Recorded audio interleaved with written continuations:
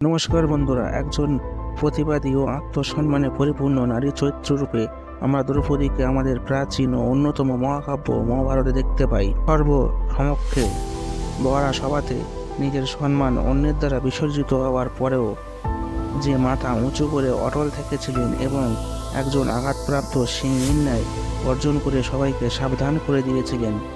নারীর উপর অত্যাচার প্রাচীনকাল থেকেই হয়ে আসছে, আর সেই অন্যায়ের প্রতিবাদ আমরা দ্রৌপদীর মধ্য দিয়ে দেখতে পাই। ভিডিও ভালো লাগলে একটু লাইক করে চ্যানেলটিকে সাবস্ক্রাইব করে পাশে থাকবেন। দ্রুপদ রাজের কন্যারূপে তিনি স্বীকৃতি পেলেও আসলে তিনি দ্রুপদ রাজের পৌরজাত কন্যা ছিলেন না। পুত্র প্রাপ্তির আশায় দ্রুপদরাজ এক যজ্ঞ শুরু করেছিলেন, কিন্তু যজ্ঞে এক পুত্রী প্রাপ্ত হলে দ্রুপদরাজ তাকে অবহেলা ও তাচ্ছিল্যের দৃষ্টিতে তিরস্কার করেন এবং তাকে অস্বীকারও করতে চাইলেন। জন্ম নিয়েই পিতার কাছে তিরস্কার ও অবহেলার পাত্রী হয়ে উঠেছিলেন।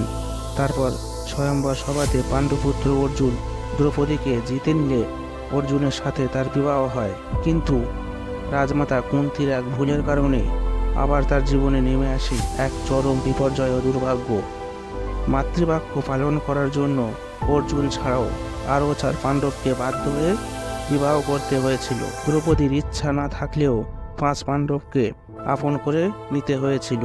তার মনের দুঃখ কষ্ট নিজের মনেই চেপে রেখে একমাত্র ভগবান বা সখা গোবিন্দকে জানিয়েছিলেন। 5 পুরুষের এক স্ত্রী হওয়াতে তাকে সমাজের কাছেও অনেক অপমানিত ও লাঞ্ছিত হতে হয়েছে এবং বদনামের ভাগীও হতে হয়েছে। নতুন রাষ্ট্র ইন্দ্রপ্রস্থে সে একজন যুবরানী হিসাবে যথেষ্ট শৌর্য ও বীর্যের পরিচয় তিনি দেখিয়েছিলেন। সেখানে দুর্যোধন তাকে 5 স্বামীর এক স্ত্রী বলে অপমান করলে সেও দুর্যোধনকে প্রত্যুত্তরে অন্ধের পুত্র অন্ধ বলে তাকে অপমান করতেও ছাড়েনি। তারপর পাশা খেলায় পাণ্ডবরা যখন সর্বস্ব হারিয়ে দ্রৌপদীকে বাজি রেখেও হেরে গিয়েছিলেন, তখন দ্রৌপদী তাদেরকেও তীব্র অপমান ও ভৎসনা করেছিলেন। একজন প্রতিবাদী নারী চরিত্ররূপে এবং 5 স্বামী থাকার পরও এক স্ত্রীর মান সম্মান তারা কেউ রক্ষা করতে পারেনি। এতে দ্রৌপদীর আক্ষেপের সীমা ছিল না। তীব্র ভৎসনা করে 5 পাণ্ডবকে নিজের স্বামীরূপেও অস্বীকার করেছিলেন। তারপর দুঃশাসন যখন তার কেশরাশি ধরে টানতে টানতে রাজসভাতে সবার সামনে এবং বিশেষ করে 5 স্বামীর সামনে এনে ফেলল, তখন দ্রৌপদীর মুখে শোনা গিয়েছে পুরুষদের প্রতি তীব্র নিন্দা ও ধিক্কার।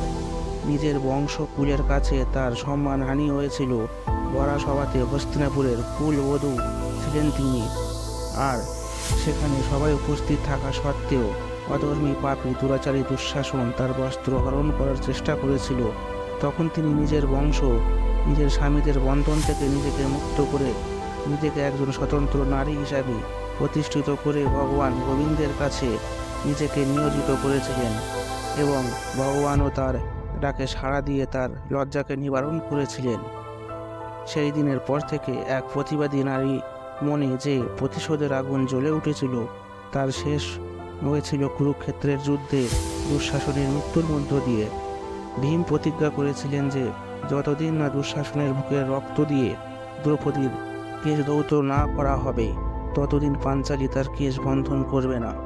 এবং যুদ্ধ শেষে ভীম তার প্রতিজ্ঞা পূর্ণ করেছিলেন এবং দ্রৌপদী নিজের কেশ বিন্যাস করে প্রতিজ্ঞা পূর্ণ করেছিলেন। অভিমন্যুকে নিজের সব থেকে প্রিয় পুত্র মনে করায় তার মৃত্যুতে তিনি বিশালভাবে শোকাহত ও মর্মাহত হয়ে পড়েছিলেন। তারপর অশ্বত্থামা কর্তৃক দ্রৌপদীর 5 পুত্রের নিধনও তাকে গভীরভাবে আঘাত দিয়েছিল।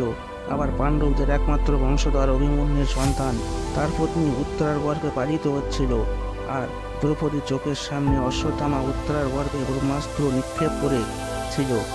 দ্রৌপদীর চোখের সামনে পুত্রবধূ উত্তরা গর্ভ যন্ত্রণায় ছটফট করছিল, তাও তাকে গভীরভাবে বেদনা প্রদান করেছিল। এবং সবশেষে দুর্যোধনের জঙ্গা ভঙ্গ করে ভীম তাকে মৃত্যু দিয়েছিলেন দ্রৌপদীর সামনে, যাতে তার প্রতিশোধের জ্বালা কিছুটা শান্ত হয়েছিল। এভাবে এক নারী চরিত্রের সমস্ত জীবনের উত্থান পতনের কাহিনী আমরা মহাভারতের দ্রৌপদী চরিত্রের মধ্য দিয়ে লক্ষ্য করতে পারি।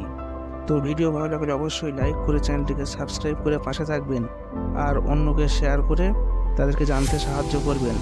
আবার দেখা হবে পরের অন্য এক ভিডিওতে। ততক্ষণ সবাই ভালো থাকবেন, সুস্থ থাকবেন।